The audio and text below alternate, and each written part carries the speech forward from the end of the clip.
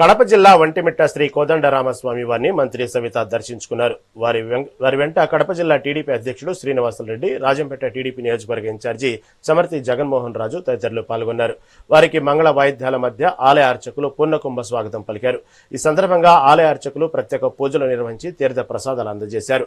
ఈ సందర్భంగా సీతారాముల కళ్యాణానికి సీఎం చంద్రబాబు దంపతులు పాల్గొని ముత్యాల తలంబ్రాలు, పట్టు వస్త్రాలు సమర్పిస్తున్నారని వెల్లడించారు.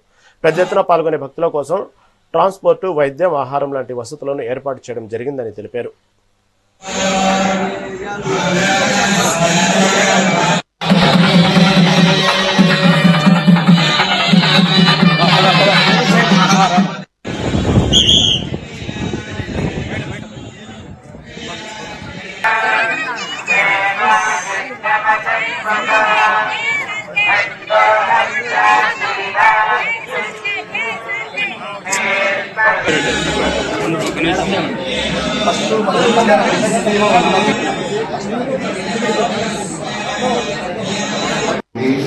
And then sanitation, అలాగే రెవెన్యూ, అలాగే వీళ్ళందరూ కలిసి so basically they will be serving ప్రసాదాలు కానివ్వండి, లేకపోతే ఫుడ్ ప్యాకెట్స్ కానీ అవన్నీ కూడా వాటి చేయడం, శానిటేషన్ వాటి. సీఎం గారు వచ్చినప్పుడు మనం దాన్ని ఏ విధంగా